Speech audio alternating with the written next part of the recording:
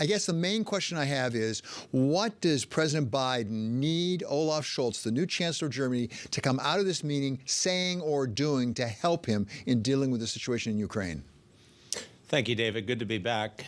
I think that Olaf Scholz needs to come out of the meeting in that post-meeting press conference with a tangible sign of commitment to the alliance. He's talked about the importance of strategic ambiguity, and there is some benefit of that. Autocrats don't deal well with ambiguity, but there cannot be any ambiguousness about Germany's commitment to the alliance. To what extent do we think at this point, because you've been in these situations, we can influence President Putin? President Putin says that he does not have plans to invade. He keeps insisting on that, even as we are concerned that he may well be getting ready for that. What can we do to deter him from coming in as opposed to punishing him after the fact? I think that's the key point, David. Chancellor Scholz, for example, has said that the alliance will be united and decisive in response to a Russian invasion.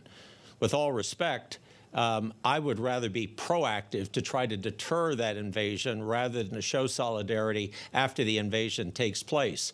One of the things that I think President Putin is trying to do is to drive wedges between important allies.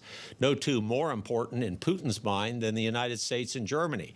Recall that Putin was a KGB major in Dresden on the night the wall fell. He knows Germany very well, and he would like very much to drive a wedge between us. I think that the president and the chancellor have to come out of their meeting locked together on a tangible commitment for alliance actions that could not only respond but deter. When we talk about possible actions or pledges to act, two of the things that come out very prominently are, number one, let's talk about that and I'll move to a second, is Nord Stream 2. Everyone always talks about Nord Stream 2 and that pipeline. Which way does Nord Stream 2 cut? Because I'm not clear at this point. Certainly Germany would benefit from the natural gas. On the other hand, Russia would benefit from the money as well. Which way does it cut if they actually do something on Nord Stream 2? My guess is that Nord Stream 2 will be on the top of the agenda in the discussion between the president and the chancellor. Germany, as you know, has moved away from nuclear. They're phasing out coal, but it'll take them until 2045 to be energy independent on using renewables and other forms of energy. So the gas supplies are extraordinarily important for Germany and, by the way, the rest of Europe. And I think that's why you saw the European Union president, Mrs. von der Leyen, talk today about Russia's unwillingness to show any flexibility in Europe on the gas supply question. That's why the president and others have been talking to countries as far afield as Qatar about ways to bring natural gas to Europe. And I think that if President Putin sees that he doesn't have a lock or stranglehold, whether it be on Germany or others, with natural gas in the cold winter months, that would be something that he would have to figure into his decisional calculus. Bob, let me go to that second thing that's talked about as a possible sanction, and that is really doing something, interfering with the international payment system called SWIFT, which certainly I think everyone agrees would have really profound ramifications. But is that a weapon that's actually too powerful to use? Because it could affect the international financial markets, could it not? It could, David. That's a very good point. I think it is a quite powerful weapon and one that certainly should be in the Allies' kit bag. But from the U.S. perspective, one of the great strategic assets we have is that the dollar is the global reserve currency. We never want to call that global reserve currency into question. And with President Putin and President Xi saying that they are allied in terms of current policy, and knowing that the Chinese would like to dislodge the United States from having the world's sole global reserve currency, I'm sure the administration is looking very, very closely at the effects of moving in the SWIFT channel. But again, powerful weapon should be on the table. I would look at both the near, mid, and long-term effects. Mr. Ambassador, I want to take advantage of your really deep understanding of Germany, and by the way, particularly of Angela Merkel, the former chancellor, whom I know you know personally. How much pressure is there on Olaf Scholz just coming after Angela Merkel, just full stop? Because she really, for so long, was such a towering figure in Europe. It can't be an easy act to follow. No, she will not be an easy act to follow. I think, though, as my predecessor as ambassador to Germany told me, because I told him he'd be a tough act to follow, he said, you'll just be a different act. And I thought that was a very wise way to look at it. Remember, Olaf Scholz was the vice chancellor under Chancellor Merkel for quite some time.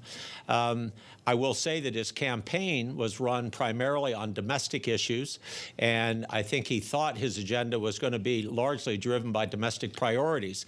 But here he's been hit early on with a crisis of major dimension in Europe, and he and his team are relatively new. He has a foreign minister, a quite capable politician from the Greens party, but it's their first government position. And so I think not only following Angela Merkel is difficult, but for a new government to come together at time of crisis, as we found going all the way back to the Cuban Missile Crisis in 1961, soon after President Kennedy had taken office, is a challenge. And by the way, I don't rule out that part of Putin's timing was to try to catch the West in a period of transition, whether it be in the U.S., in Germany, in the U.K., in France. Take a look at what autocrats have done. Saddam Hussein invades Kuwait in August of 90. The coup attempt against Gorbachev, August of 91. They basically think everybody in the West is out on holiday. So I think would be a tough act to follow a historic figure like Mrs. Merkel. I think, though, the fact that Olaf Scholz had considerable experience in government as finance minister, as vice chancellor, lays a solid foundation, but he's going to be spending a lot more time on national security issues than perhaps he and his colleagues had felt would be their agenda. And that very cogent analysis leads me to a question, which is really speculation, but is President Putin actually paying particular attention to this meeting between Olaf Scholz and Joe Biden? Because I wonder if, as you suggest, perhaps it's possible, President Putin was wondering, is Germany the weak link now with Angela Merkel gone? Is Germany really going to be as strong and strongly united with the United States as before? He's looking at this meeting extraordinarily closely. He, of course, is meeting with French President Macron today. Olaf Scholz will go from this meeting to meetings in Kiev and eventually into Moscow. But for Putin, what's going on in Washington today is the center of gravity of his decisional calculus. And by the way, I'd say one thing about the Germans historically. Remember, during the first Gulf War, this is 1991, Germany did not contribute troops, but they did give $6.5 billion to support the coalition effort. In the 90s, the mid-90s, when NATO started pouring troops into the Balkans, Germany was not there. And in 1999, the first ever Greens foreign minister, Joschka Fischer, stood up in the Bundestag and said, it is time for Germany to commit to the war in Kosovo. A major, major break. And again, that was an SPD-led government with a Green foreign minister. I think the time has come for that kind of courage in the German political system on Ukraine.